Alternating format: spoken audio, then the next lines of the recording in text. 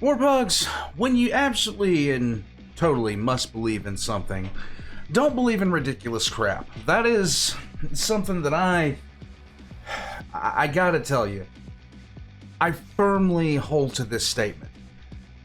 If you're going to completely sell out in your belief to something, make sure it's something that's accurate at the very least. Make sure you investigate all sides of it, especially if you're going to start espousing those beliefs online. The Grave Creek Stone, okay?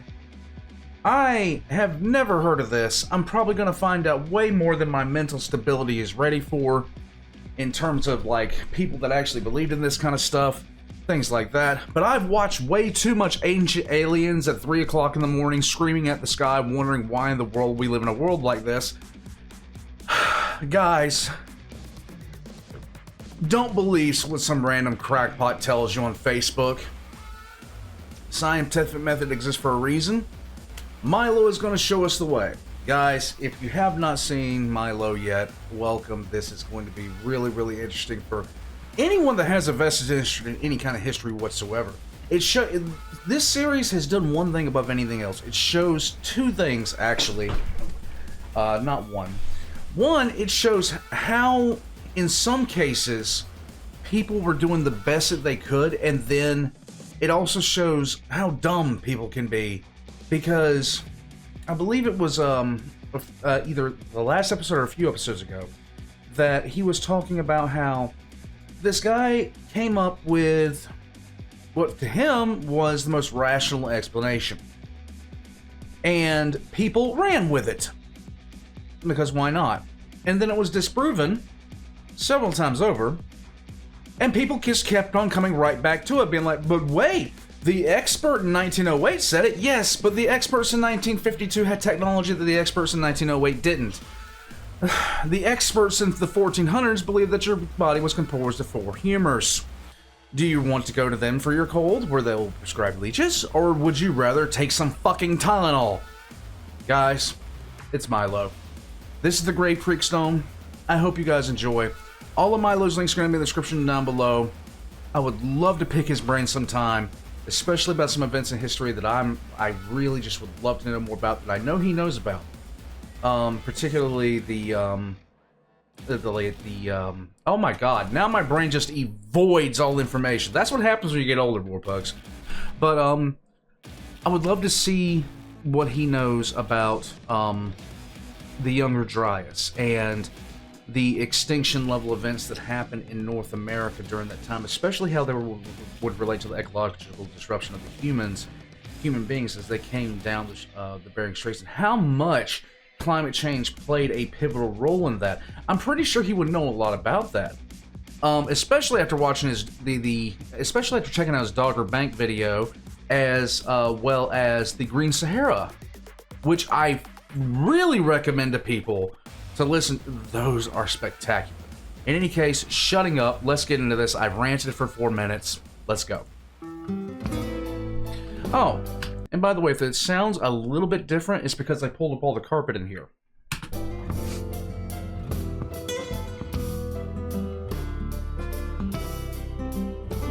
Let's go.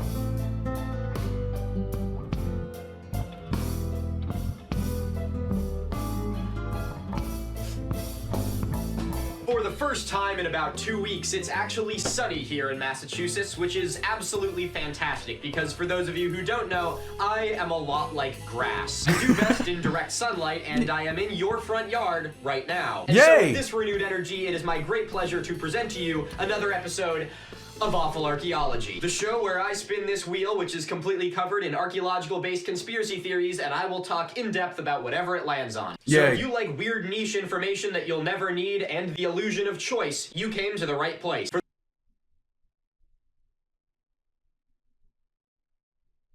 Yes, indeed you did. For those of you who watched last episode, you will know that today we are going to be talking about the Grave Creek Stone.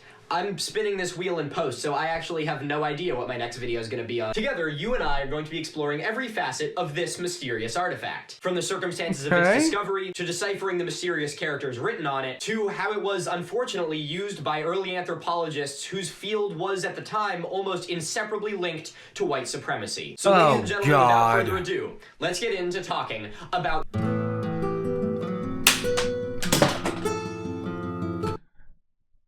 The clip just flew off. It was so annoyed. I took that transition break to do a little bit of hairstyling. 800 years ago, the land stretching between what is now West Virginia, Kentucky, Ohio, and Pennsylvania was populated by a group which today we know as the Adena. The Adena civilization first arose between 1000 and 800 BCE. And this is right around where I live too, so this is kind of interesting to hear. So, like, it's information about where I'm currently living. That's awesome. It existed all the way until about 200 to 300 CE, meaning that for about 1,000 years, the Adena culture predominated Eastern North America. The Adena were a mound-building civilization, which means that they built mounds. Yay. They built mounds like this mound, and this mound, which, due to its relevancy in this story, is not just a mound, it is the mound. This is the Grave Creek Mound, located in Moundsville, West Virginia. You just I wonder how far away. can't make this up. No, you can't. Moundsville? God, this is a pretty great place to found a city. What should we call it? I don't know, man. I have driven by Bucksnort, Tennessee. You really can't argue with names over here, okay? Oh, I got a great idea. It was constructed over a 100-year span between 250 BCE to about 150 BCE. Okay. And it is the largest of the Adena mounds. And when I say large, I don't just mean bigger than average. I mean large. The Grave Creek Mound is constructed out of nearly 60,000 tons of sand and dirt. Core samples taken from within the mound in the 1970s have proven that the mound was created over the course of about 100 years by piling the soil higher and higher from baskets. So next time you feel like Arnold Schwarzenegger for taking your groceries out of the car in one trip, just remember you would have got your shit rocked by these people. And as if the height of the mound was not impressive enough, the Adena people decided to take it one step further, because apparently they hadn't made enough work for themselves already. Right. All right, guys, planning committee. What does this giant hill that we just made need? A river. They dug a 40-foot wide, 5-foot deep moat around the entire thing. I tried to pause it. I could not pause it. Dude, that is... They made a duck pond. It's enormous. It's huge. I'd assume that's probably where most of the dirt came from that they put on top of it as well. That would make sense, wouldn't it? Well, today that moat is all but gone. There is evidence to suggest that there was a causeway which led to the base of the structure across the moat. Okay. Today, archaeologists are still baffled as to how this project was cleared without first calling DigSafe. This episode is sponsored by DigSafe. Can you imagine that? This episode is sponsored by DigSafe. You can get in touch with DigSafe by dialing 811 on your cellular device right now. Cellular. Yeah, family, I'm kind of moving up in the world. I got a sponsorship from DigSafe. Nice. No, but seriously, someone please sponsor me. While the full purpose of the Adena mounds are not entirely known, we do know that part of their purpose were burial structures. This was determined by the fact that there are people buried in them. Don't need to be an archaeologist to figure that one out, do ya? What do you think that thing's used for? There's a guy in it. That's the whole bit. But there's reason to believe that these mounds were more than just a burial structure. Okay. Some think that they had to do with delineating territory, or perhaps they were places of worship, or even some sort of residence. But the problem is a lot of what we know about the Adena mounds has been lost. The Grave Creek Mound is actually surrounded by many smaller mounds. So let's have a look at those. Oh wait, you can't, because almost every single one of them was plowed in the early 1800s by farmers who wanted to make room for more land. Oh, and as if to make things just a little bit better, the Grave Creek Mound, the crown jewel of the Adena civilization, is today across the street from a prison. And if that doesn't sum up America in one city block, I don't know what does. Now you got your context. Why? You know what the mound's all about, so it's time to finally talk about the discovery. The year is 1838. Cool. And to amateur archaeologists named Thomas Biggs and Abelard Thomason decide to dig into the Grave Creek Mound. This is a little move which some like to call archaeology, and I like to call grave robbing. In the mound, they discovered countless artifacts, including thousands of beads, pottery, as well as human remains in 2 timber-lined burial vaults. Now, one skeleton, 1,700 dish shell beads, Marginella shell beads, an expanded center bar gorget, 5 copper bracelets. Copper fragments of mic. Dude,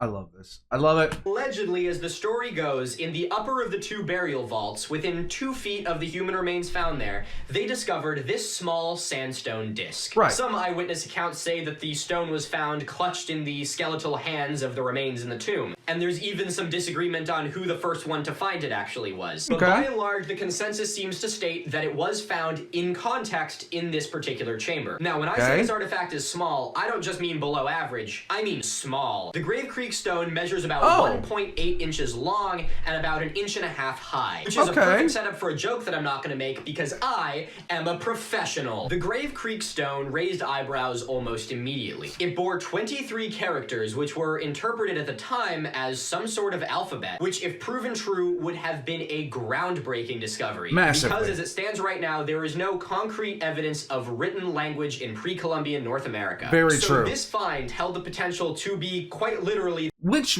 honestly surprises me. Writing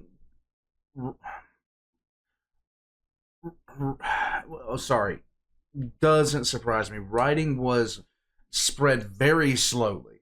Some cultures did it independently, but many did not. Many picked up from other, like even ours did. The next Rosetta Stone. But since it's the only one of its kind, it drew a lot of scrutiny. Yes. In 1847, archaeologist and journalist E.G. Squire noted that the stone had not been published in the day-to-day findings. The first-hand accounts of the excavation by Dr. James W. Clemens did not even mention the discovery of the stone in situ. However, Wills de Haas, the author of Early Settlement and the Indian Wars of Eastern Virginia, went on to analyze this claim a little further. And he found that Clemens had noted the discovery of the stone in his day-to-day log, but for some reason had not published it, which is a little bit odd that he would omit such a monumental discovery, especially when he was publishing it in something like this. You would honestly think, oh,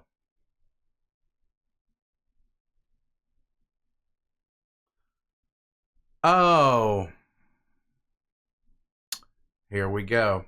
And I want you to keep this book in mind because I will be talking about it again later. Yes, you will. But that will be the really hard-hitting part of this episode. We'll keep it light for now. Let's go. The stone stayed with Squire until he partnered with a physician by the name of Davis. The two racked their brains for a creative name for their archaeological firm and named it Squire and Davis Archaeological Firm. Nice. Squire and Davis were actually pretty monumental in early American archaeology. Not only did they write one of the first academic papers for the only 2-year-old Smithsonian institution, but they also excavated nearly 300 sites in Ohio, which is amazing because there's not even 300 interesting things in Ohio. In 1868, the Squire and Davis Swaglack, Ohio archaeological firm sold the Grave Creek stone to the Blackmore Museum, along with a whole bunch of other stuff, because early American archaeologists treated indigenous artifacts like Pokemon cards. Why? Okay, if this thing was legit, why wouldn't you be beating? Like, seriously, I go outside, I start digging in my backyard, I find an ancient site. First of all, if I find a skeleton, I'm going to call the cops. Secondly, if I find something like that in my backyard, you don't think for a split second I'm calling people about it that minute? Like, hey, look, I found some weirdness. Come take a look at this. Fun fact, they actually had to institute NAGPRA in order to tell people that indigenous remains were actually human remains, and that you couldn't just trade them like broken pieces of pottery. Seriously, grave robbing in the US got so bad that they literally had to pull out a separate law to remind them they were handling human remains. Thank God we've changed so much since then. It's not. It hasn't. It's Squire and Davis would keep a plaster cast of the Grave Creek stone and then trade the original Grave Creek stone to the Blackmore Museum, which is now part of the British Museum. But unfortunately, it doesn't matter what they are now because they lost the stone. Oh. Thankfully for this story, there were copies made. By 1876, there were several different copies of the original. There were 6 drawings, 4 plaster casts, 1 wax cast, and 1 photo which had been cropped from a larger photo of items 60 through 65 of the Squire and Davis archaeological firm. Cool. Having reproductions of a lost artifact is great, but it also can raise some problems. Yes. Charles Whittlesley, not the one from the Lost Battalion, this one, the other one, said, quote, "It has undergone so many changes from transcribers to translators that its value to ethnologists is gone. This is widely believed to be the most accurate depiction of the Grave Creek stone." This is the Seth Eastman drawing, which was included in the 1850 book by Henry Schoolcraft, Indian Tribes of the United States. Okay. So now that we know what the stone is, I know you're all dying to know what it means. So let's get into the really confusing part of this. Let's go. It's time to talk about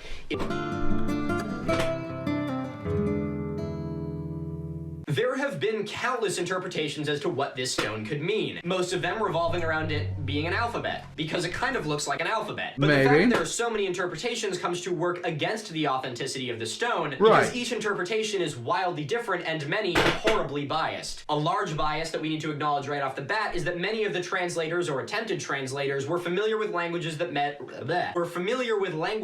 read left to right. Those lines that many have interpreted as being left to right could also delineate columns if you flip it on their I was thinking the same thing.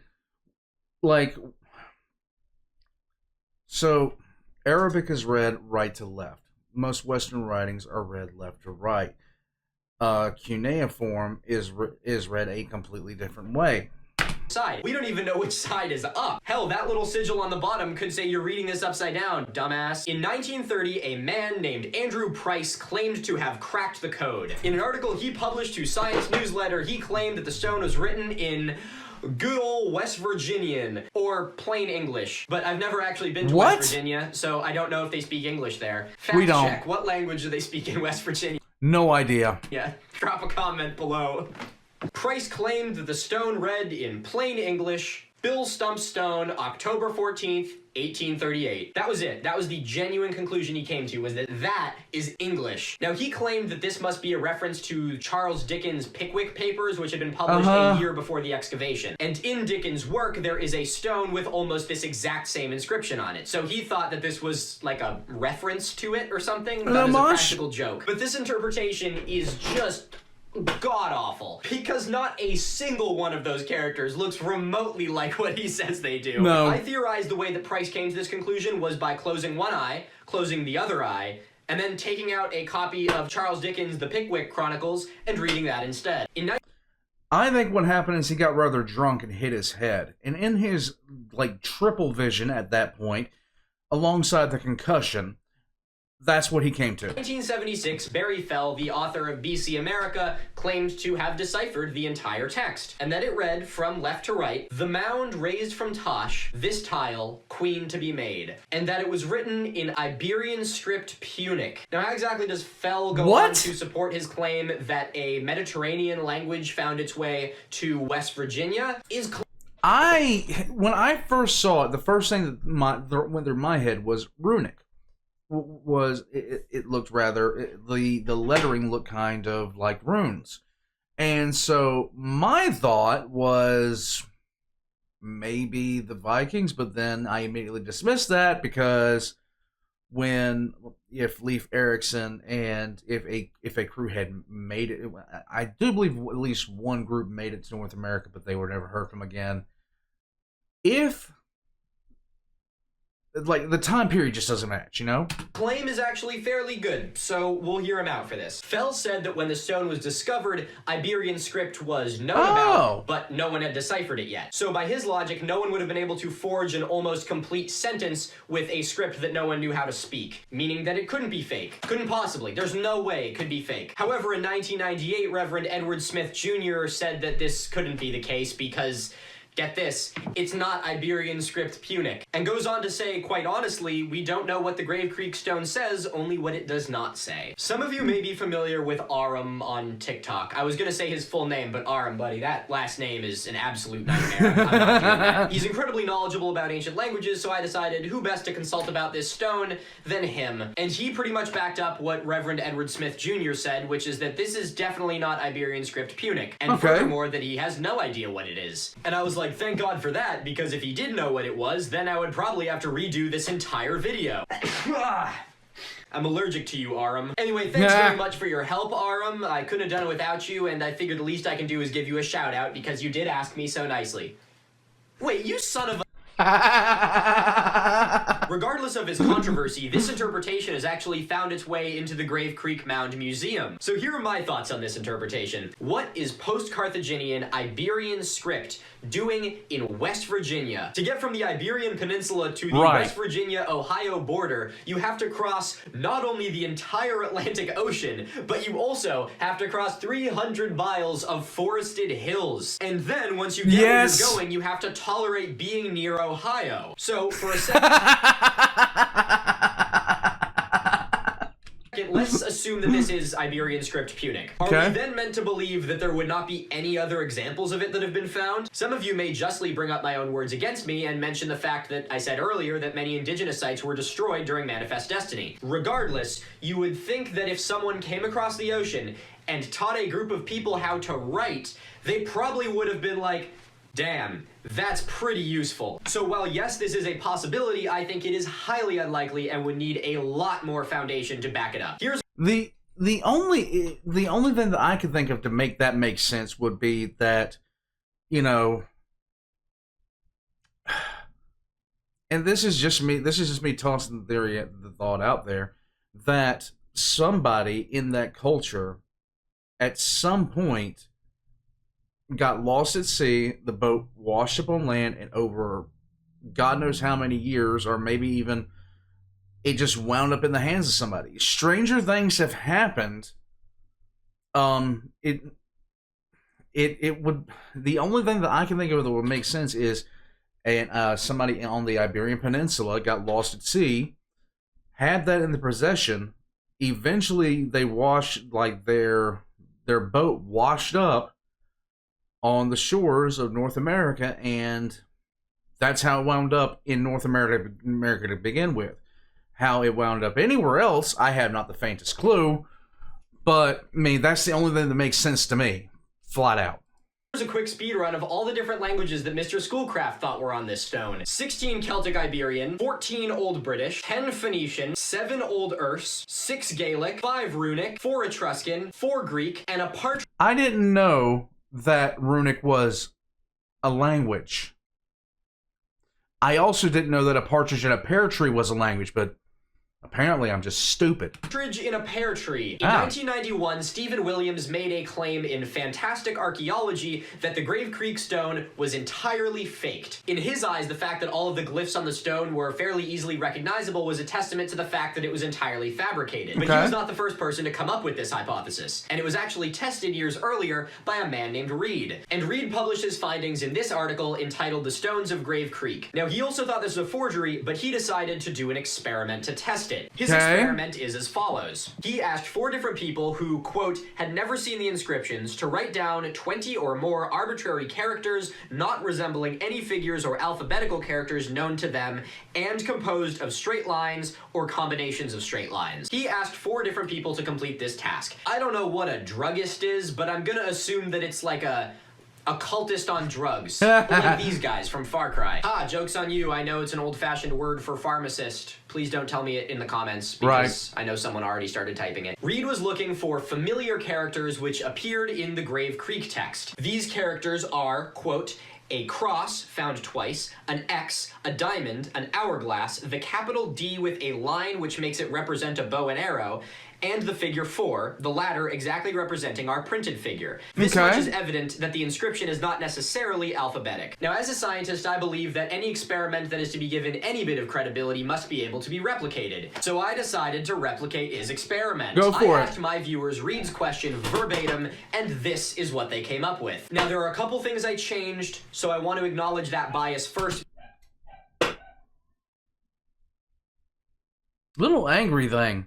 But I think you'll see why I did it if you bear with me. Firstly, I combined his cross and X into the same category because, as I mentioned earlier, we don't know which side is up on the Grave Creek stone. True. Meaning that it could have been read top to bottom, left to right, or hell, even diagonal. We have no idea which side is up. Assuming it's even real. Another thing to note is that while my audience all have vastly different artistic styles, they all have one commonality, and that is that they all watch me. So they're all here for the exact same reason, which is archaeology and history and all that. So these people are prepared to go above and beyond to try and come up with their own languages. And some people took it very, very seriously. So it is worth noting that there may have been extra effort put in here to make the most unique characters possible. That being said, let's move on to the results. If we combine the pluses and crosses on the Grave Creek stone, we have a grand total of 3. Reed's sample group had a grand total of 6 X's and crosses. 7 of my 11 participants made crosses.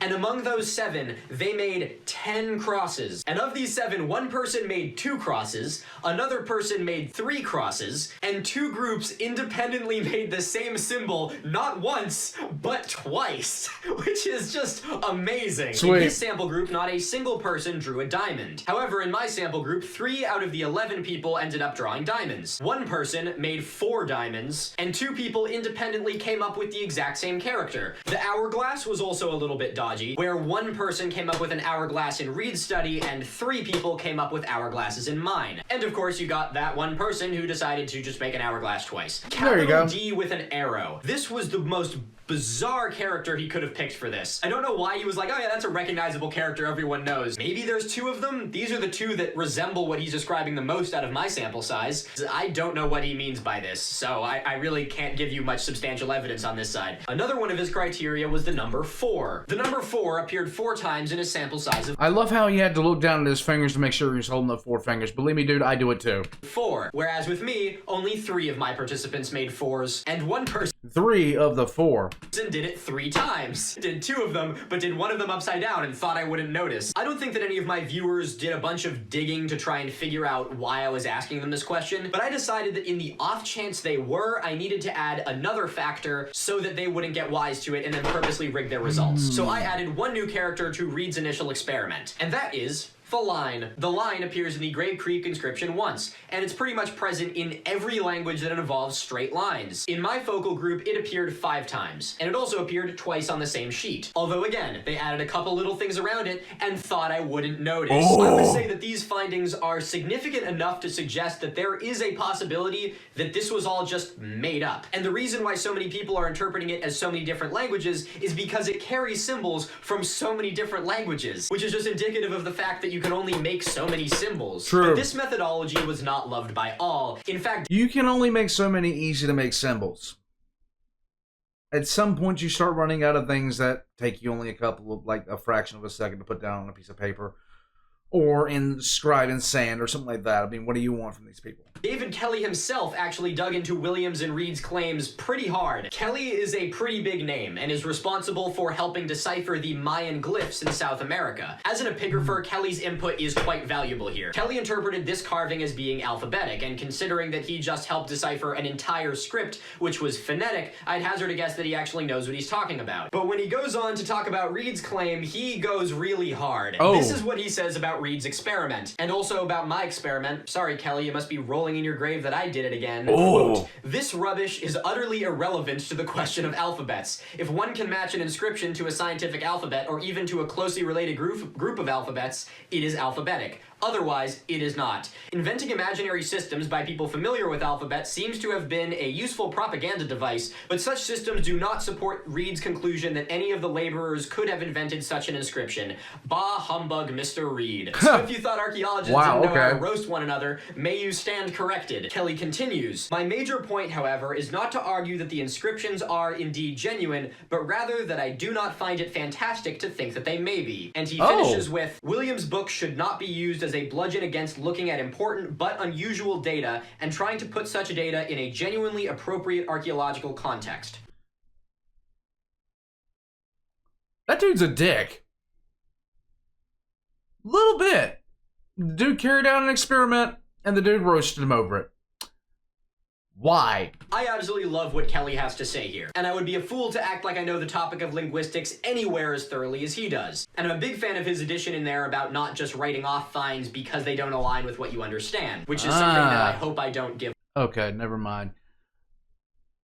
I kind of get it. off. I like to think I give these things a little bit of a chance before I write them off. But in rebuttal of Kelly's deduction, I say this. Where are the other instances of this script? Because as someone who just deciphered an entire language, you would know that language is prolific. So surely if this were a credible source, we would have found another one. So in the most respectful way, Kelly, wherever you are, bah humbug. And then of course there's like the batshit crazy conspiracy people who get involved. I can't wait. Let's go. With this. There's Freeborn, the guy who wrote The Deep Mystery, The Day the Poles Moved, and he said the stone depicts coordinates. Have a look at that. Is that not just the most red string, corkboard, missing persons, cardboard cutout thing you've ever seen in your... Comet, North Pole, push down, comet with old North Pole, 2 comets, dig crater, shake, move.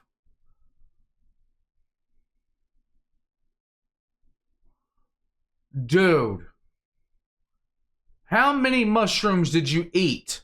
Hudson Bay? A ball for ball.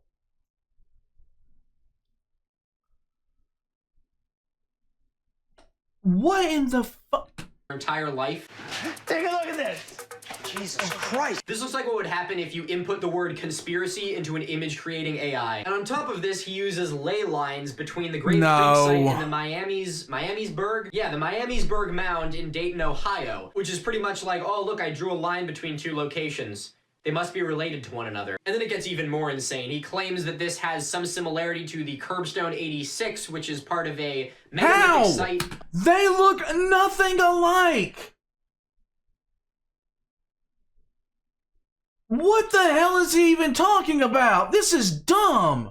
Like a Irish megalithic site, I believe. And it has similarities to the Georgia Metcalf Stone, which, you ready for this, is also on the Wheel of Pain. Woo! Pseudo-archaeology citing pseudo-archaeology. You've lost your mind. You've lost your goddamn mind, Charlie. As you can see, people have a difficult time agreeing on this stone. But I suppose you are all here for some sort of answer. So whether you like it or not, I'm about to give you your opinion. Let's go. I believe that Clemens fabricated the stone. Clemens had sunk a ton of money into the excavation of this site and needed something to make it back. I believe that the stone was made and planted at the site in order to generate controversy and therefore be able to make back some of the capital which was spent on excavating the site. Now, how do I back this up? Because there's a lot of people who think that this is authentic. Here are my list of reasons why I think this is fake. 1. Nobody can agree on what language it is. Now that does leave the possibility that it is a newly discovered language, and I'm not ruling that out. But I'm saying as it stands right now, this stone, which has been known about for nearly 200 years, still has no explanation behind it. Which I guess smoothly segues me into point number 2, which is that if this was a living, active language, in the past 200 years, we would have found another one of these stones. Right. I'm saying that almost without a shadow of a doubt, we would have found one. Very much so. Every single explanation for where this language came from insists that it came from Europe. And there is no way in my eyes that there were Mediterranean Europeans in Ohio 2,000 years ago. Yeah, it's like I'm saying, the only way that I can view that this could have ever happened could be anywhere from Europe during this time period is if quite literally someone got lost at sea and somehow their boat made it across the ocean. That is the only thing that would make any kind of sense whatsoever to me. Period. That's it. That's all. Because if there was, there would be a lot more evidence for it. Oh, yeah. And that third point segues me into the final part of this. Funny time's over because now we have to talk about... Yay.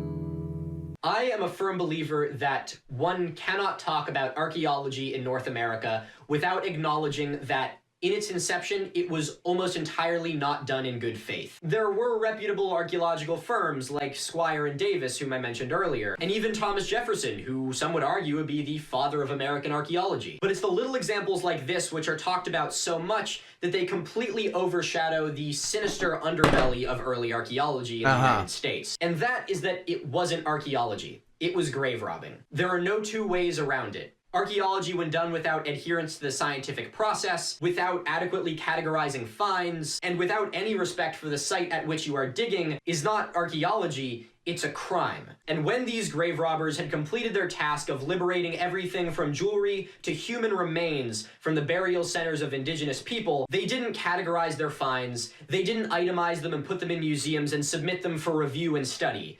They sold them, and selling them wasn't even the worst of it. The worst of it was that many of these discoveries were used to back up and support a new emerging evil known as scientific racism. Oh boy. The idea that certain groups of people in the world are genetically dispositioned to be inferior. The idea that white Europeans were somehow more advanced than the rest of the world. And the misconception that other places with different cultural practices were in reality not different, they were just primitive and savage. It was a sort of justification that came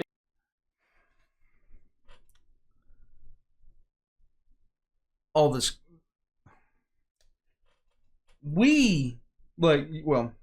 Europeans, Western Europeans, let's be very, very specific about what we're talking about here, because Eastern Europeans were still getting their shit kicked in by pretty much the universe for about, I don't know, another 300 years. But Western Europeans just happened to come out ahead of the time period they were in. That's literally what happened. That is quite literally what happened. It was the right combination of a myriad of things that had nothing to do with anything other than it being the right combination at the right time. The right set of circumstances happened in the right order. Because if you wound back the clock and had the Chinese at some point decided to sail across, they would have come across Europe and been like, what in the world are these people? These are people are a bunch of backwards, just absolute idiots. It would have happened the same way any other like there were several times in history where other cultures had a huge disparity as far as how far advanced they were over Europe. Europe just happened to be the first one to really go global with it. Like the set of circumstances that hit Europe at the time it did allowed Europe to basically expand its influence globally. No other culture had that kind of really that set of circumstances. If you really want to go back and look at it, what really set off the catalyst of it was the Ottomans.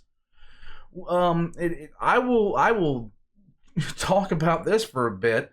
When the Ottomans cut off the spice trade, it really kicked the Europeans into the age of exploration because they started to have to look for places to get spice trades spices from. And that might be the dumbest thing I've ever said in my life. That really might be the dumbest thing I've ever said in my life, but, you know, there you go. I mean, right set of circumstances, right motivation, right everything. Wasn't that it wasn't that other cultures weren't motivated enough.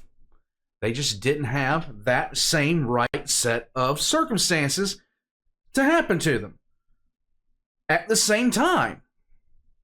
I mean, if you look at the Kingdom of Mali in Africa, the dude went.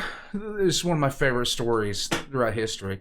Dude rolled into another country, rolled into Cairo, spent so much gold he crashed their economy. Just let's go. At this interesting time where it was an intersection between an old way of thinking, tradition, and a new way of thinking of science, where the two were battling it out, trying to find a way to reckon with one another. This book, which I told you to remember earlier, was where many of the findings from the Grave Creek excavation were published, and the contents within it are Fucking horrifying. Crania Americana solidified its place in the world of anthropology due to its unbelievable illustrations. The entire thing is full of pictures of skulls of indigenous people from both North and South America, and the prints are captivating even today. These prints were not carved into wood, but into limestone, which allowed the printer to give texture to the skull. While this is a stroke of artistic genius, it also did work to back up the racist intentions of the book. People in Europe took this to mean that the indigenous people in the New World had a different texture bone and were therefore softer and weaker than their European counterparts. Not only this, but of course the shape and size of skulls was analyzed beyond belief. The idea of cranial volume and how it relates to race and origin and region in the world was like the bread and butter for these early scientific racists. For any of you who've seen I was just about to bring this up. Django Unchained and were horrified at the scene in which Calvin Candy smashes the skull of Old Ben, that is in reality how a lot of these people thought. While Calvin Candy is obviously a horrible racist slave owner, you'll notice in that scene that he is trying to use science to back up his backwards and twisted ways, which is truly what is at the core of scientific racism. It was justification for a way in which these people already thought. The skulls depicted in this publication were also collected in horrible ways, not only through grave robbing of both active and unused indigenous sites, but also like in the case of this Seminole warrior off of the battlefield. And the dime-sized hole in the side of this individual's skull is not from the Seminole Wars, as they claim, but in a desperate struggle to defend one's homeland. Scientific racism was the seed that, when watered with the do no evil misconception of science, would later go on to sprout into eugenics. There is a reason why, when doing research for this video, I did not come across any articles talking about how the Grave Creek stone may have been the Adena language. And laying aside the fact that I think the stone is fake, you would think that with so many interpretations and so many people believing that it is genuine,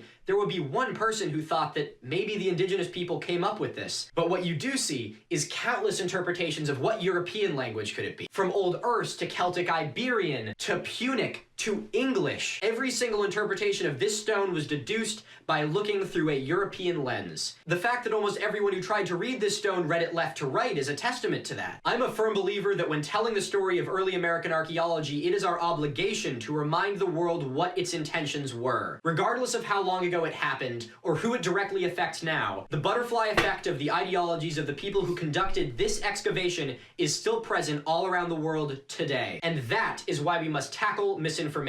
That is why we should nip conspiracy in the bud. That is why it is your obligation as a citizen of this planet to educate those around you. Because when left unchecked, the unassuming sprout of conspiracy will grow into a vine that will choke out the tree of truth. Wow, I am sorry to end this on such a downer. Before I let you go, let's have a look at what next video is going to be on. Wow. I am, again, spinning this wheel after I have recorded this, so I have no idea what my next video is going to be on. Nice. But let's hope it is more cheery than this one. I've gotten a handful of submissions and some requests to do a fan art section as well, so I decided this is going to be the first fan art section I did. I never thought I'd be saying that. I think I can take my hair down now. This beautiful masterpiece was created by a viewer who uses the online name Lazarus. Thank you, Lazarus. That's really good. I don't know how you did that. And finally, people really ran with my stupid state map from last episode, and my viewer Varg came up with this, which is the flag for the stupid state. This had me in absolute hysterics when that episode was done, so thanks for that, Varg. Nice. As always, I try and do live premieres with these videos, so if you were here for this one, it was wonderful having you, and if you weren't, I look forward to seeing you next time. If you like this video, subscribe and hit the notification button so you can be there when the next premiere happens. Please do. I'd like to thank my patrons for making this video possible. My patrons get early ad-free access to my videos, and your names will be in the credits if you're one of those, so stick around for that. Remember to stay curious, stay inquisitive, and most importantly, remember to stand for the truth. Okay. Let's talk about this. Because while so let's just look at it real quick, okay?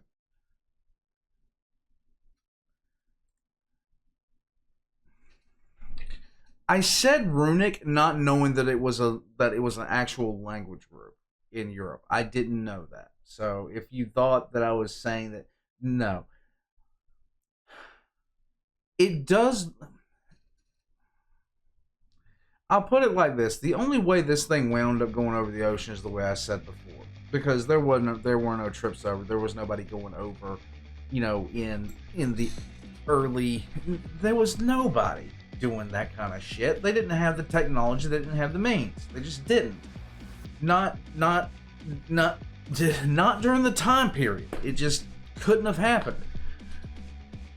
Now, could this be evidence of a language? Yes, very much so. It could be. Could it be a forgery? I'm just wondering, like, this is, if it's a fake, if it's a forgery, if it's any of these things, it's actually impressive. It's actually impressive. It does make you think. But as far as it being a European language, you realize the cavalcade of absolute insanity that would have to happen in order for that thing to wind up there at the time period it would have been put there? It would have been ridiculously hard to do. Just not sure. I would love to see evidence of a language showing up from this time period in North America. I would love to see it. I would absolutely. History, especially like prehistory, like ancient history, has always fascinated me because what separated the people that built that map and us is only technology. Only really technology. That's all that it is. You remove the technology and you raise a kid born today in a primitive environment, they will be primitive. It is the way of things. They're not going to magically know how to wield an iPhone the second you hand it to them.